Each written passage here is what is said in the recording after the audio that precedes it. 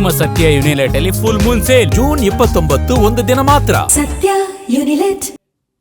ಅರಣ್ಯ ಗುತ್ತಿಗೆ ಆದೇಶಕ್ಕೆ ಬಿಜೆಪಿ ಮಾಜಿ ನಾಯಕರು ಆಕ್ಷೇಪವನ್ನ ವ್ಯಕ್ತಪಡಿಸಿದ್ದಾರೆ. ಕ್ರಿಮಿನಲ್ ಹಿನ್ನೆಲೆಗೆ ಅವರಿಗೆ ಕಾರ್ಯಾದೇಶವನ್ನ ನೀಡಿರುವಂತ ಆರೋಪವನ್ನ ಮಾಡುತ್ತಿದ್ದಾರೆ. ಎಸಿಎಫ್ ವಿರುದ್ಧ ಕ್ರಮಕ್ಕೆ ಮಾಜಿ ಅಧ್ಯಕ್ಷ ಎನ್ಆರ್ ರಮೇಶ್ ಆಗ್ರಹವನ್ನ ಮಾಡಿರುವಂತದ್ದು. ರೌಡಿ ಪಟ್ಟಿಯಲ್ಲಿ ಇರುವವರಿಗೆ ಗುತ್ತಿಗೆ ನೀಡಿದ್ದಾರೆ ಅಂತ ಹೇಳಿ ಆರೋಪವನ್ನ ಮಾಡ್ತಿದ್ದಾರೆ.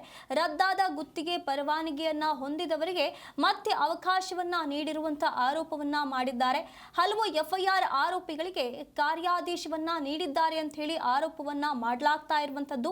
ಅರಣ್ಯ ಅಧಿಕಾರಿಗಳ ಮೇಲಿನ ಹಲ್ಲೆ ಪ್ರಕರಣಗಳ ಉಲ್ಲೇಖವಿದ್ರೂ ಕೂಡ ಇಲ್ಲಿ ಯಾಕೆ ಈ ಒಂದು ಕೆಲಸ ಆಗ್ತಾ ಇದೆ, ಇಲ್ಲಿ ಗುತ್ತಿಗೆ ಆದೇಶವನ್ನ ಯಾಕೆ ನೀಡ್ತಿದ್ದಾರೆ ಅಂತ ಹೇಳಿ ಎನ್ಆರ್ ರಮೇಶ್ ಅವರು ಆಗ್ರಹವನ್ನ ಮಾಡ್ತಾ ಇರುವಂತದ್ದು.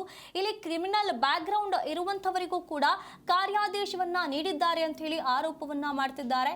ಹಾಗಾಗಿ ಎಸಿಎಫ್ ವಿರುದ್ಧ ಕ್ರಮಕ್ಕೆ ಮಾಜಿ ಅಧ್ಯಕ್ಷ ಎನ್ಆರ್ ರಮೇಶ್ ಆಗ್ರಹವನ್ನ ಮಾಡ್ತಾ ಇರುವಂತದ್ದು. ಇಲ್ಲಿ ರೌಡಿ ಪಟ್ಟಿಯಲ್ಲಿ ಇರುವವರಿಗೂ ಕೂಡ ಯಾಕೆ ಗುತ್ತಿಗೆಯನ್ನ ನೀಡಿದ್ದೀರಿ ಅಂತ ಹೇಳಿ ಪ್ರಶ್ನೆ ಮಾಡ್ತಾ ಇರುವಂತದ್ದು. ರೌಡಿ ಅಂತಂದ್ರೆ ಕ್ರಿಮಿನಲ್ ಬ್ಯಾಕ್ ಗ್ರೌಂಡ್ ಇರುವಂತವರಿಗೆ ಗುತ್ತಿಗೆ ಯಾಕೆ ನೀಡಬೇಕು ಅಂತ ಹೇಳಿ ಪ್ರಶ್ನೆ ಮಾಡ್ತಿದ್ದಾರೆ. ಇಲ್ಲಿ ರದ್ದಾದ ಗುತ್ತಿಗೆ ಪರವಾನಗಿ ಹೊಂದಿದವರಿಗೂ ಕೂಡ ಮತ್ತೆ ಅವಕಾಶವನ್ನ ಯಾಕೆ ನೀಡಲಾಗ್ತಾ ಇದೆ ಅಂತ ಹೇಳಿ ಪ್ರಶ್ನೆ ಮಾಡ್ತಿದ್ದಾರೆ.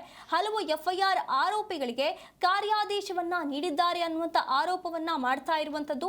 ಅರಣ್ಯ ಅಧಿಕಾರಿಗಳ ಮೇಲಿನ ಹಲ್ಲೆ ಪ್ರಕರಣಗಳ ಉಲ್ಲೇಖವಿದ್ರೂ ಕೂಡ ಇಷ್ಟೆಲ್ಲ ಇದ್ರೂ ಕೂಡ ಯಾಕೆ ಈ ಒಂದು ನಿರ್ಧಾರ ಯಾಕೆ ಅಂತ ಹೇಳಿ ಪ್ರಶ್ನೆಯನ್ನ ಮಾಡ್ತಿರುವಂತದ್ದು. ಹಾಗಾಗಿ ಎಸಿಎಫ್ ವಿರುದ್ಧ ಕ್ರಮವಾಗಬೇಕು ಅಂತ ಹೇಳಿ ಮಾಜಿ ಅಧ್ಯಕ್ಷ ಎನ್ಆರ್ ರಮೇಶ್ ಆಗ್ರಹವನ್ನ ಮಾಡ್ತಾ ಇರುವಂತದ್ದು.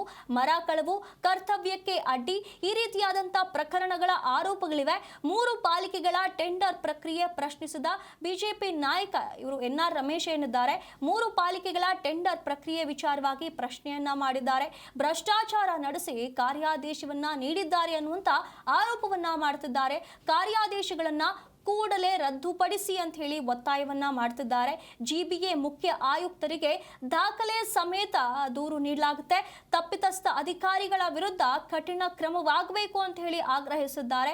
ಆರೋಪಗಳ ಬಗ್ಗೆ ಅಧಿಕಾರಿಗಳ ಪ್ರತಿಕ್ರಿಯೆ ಬರಬೇಕು ಅಂತ ಹೇಳಿ ನಿರೀಕ್ಷೆಯಲ್ಲಿದ್ದಾರೆ.